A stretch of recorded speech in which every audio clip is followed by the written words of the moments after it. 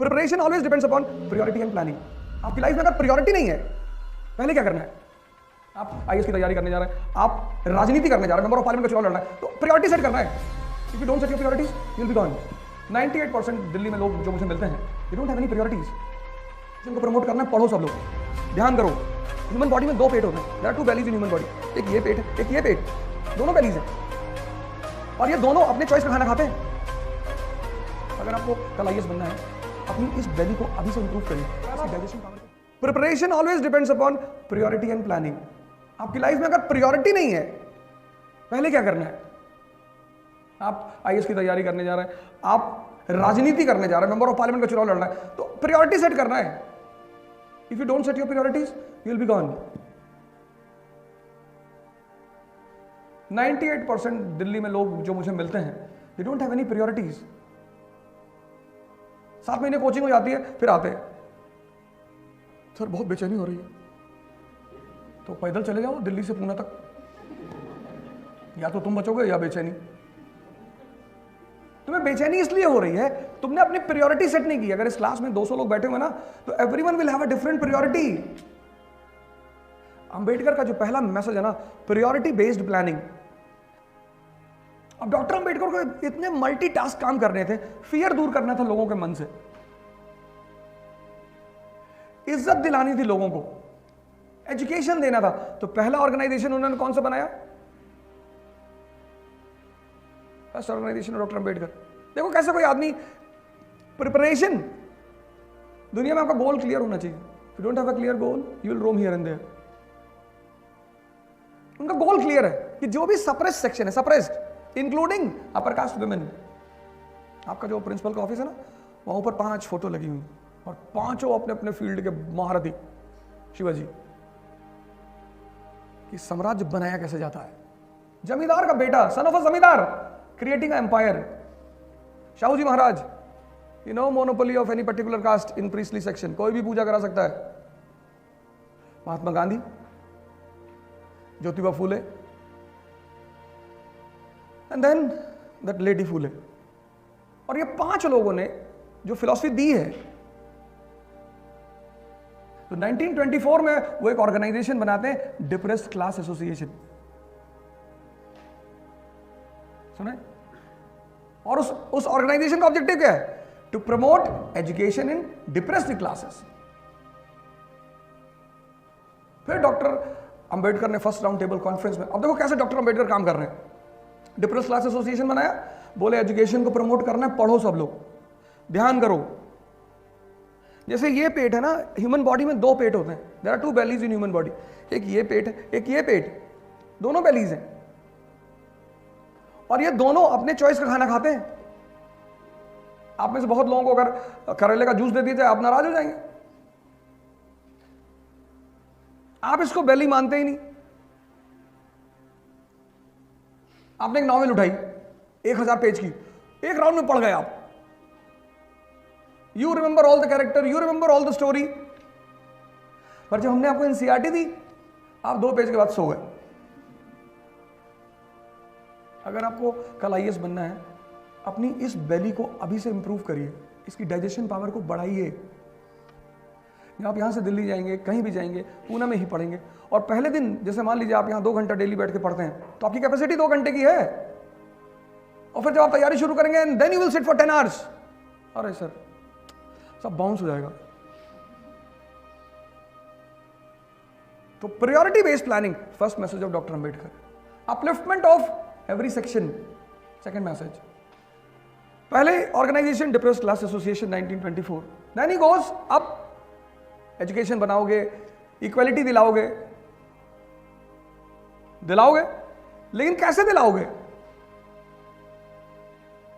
ये चीजें कैसे दिलाओगे?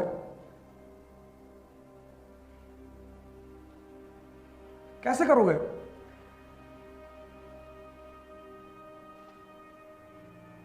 फिर क्या किया डॉक्टर अंबेडकर ने?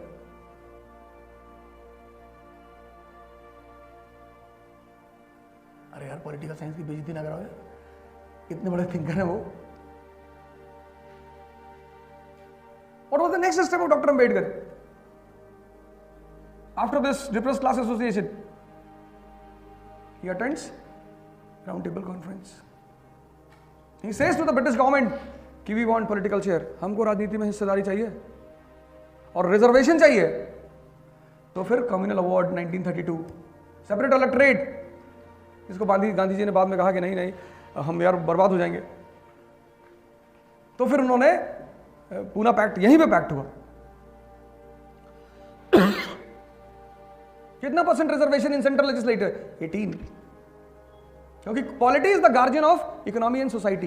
तो अगर आप संसद में बैठेंगे तो अपने लिए कानून बनाएंगे, लेकिन आप संसद में कैसे बैठेंगे? उसके लिए पॉलिटिकल पार्टी बनानी पड़ेगी. तो 1942 scheduled caste federation. Priority. Every thinker, हर थिंकर, मैंने क्या कहा, आप थिंकर को आप रटने के चक्कर में रहते हो. Every thinker, every is outcome of background. आप उसकी बैकग्राउंड देखो, तुरंत समझ में आएगा. और मैंने आपको कहा सबसे अच्छा तरीका बैकग्राउंड देखने का,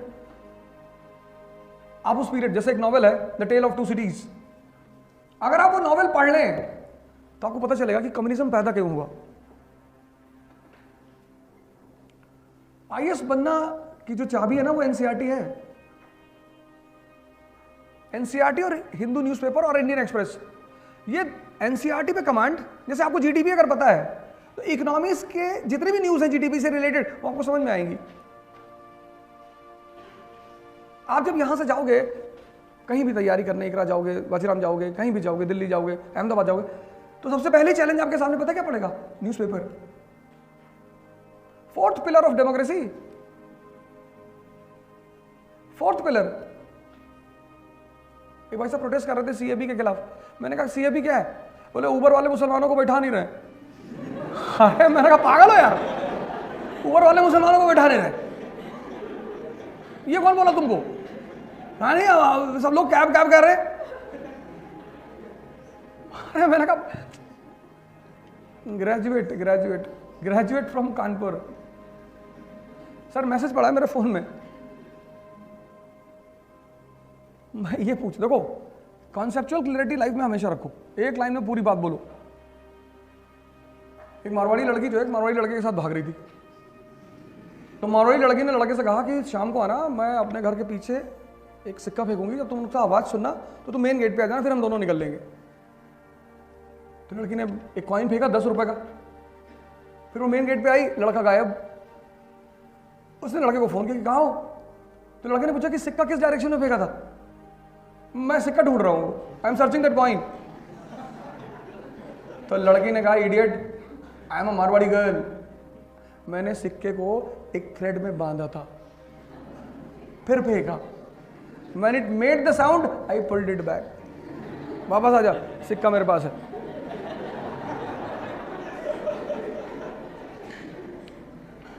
तुम पॉइंट पे रहो, तुम पॉइंट पे रहो. जिस देश में सबसे ज्यादा यूथ पॉपुलेशन हो उस देश की हालत खराब हो, पॉसिबिलिटी नहीं है.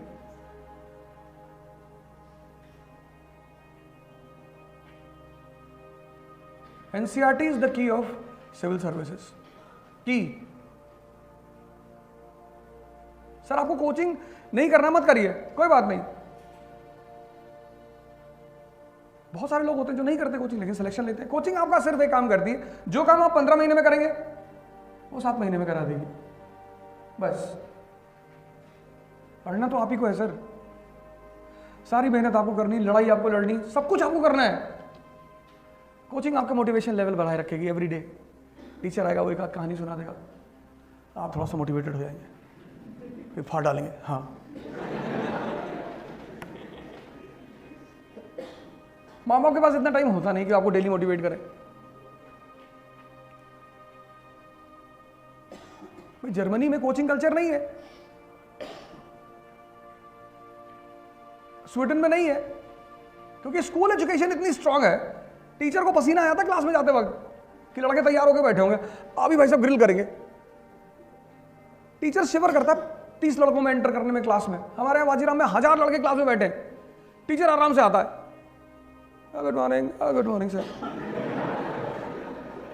2.5 घंटे की क्लास, कोई कुछ बोलता ही नहीं, ऐसे देखते. अच्छा तिलक ने यह भी कहा था. सर तिलक तिलक लगाते थे इसलिए उनको तिलक कहते थे। ऐसे क्वेश्चन पूछते, ग्रेजुएट्स पोस्ट ग्रेजुएट्स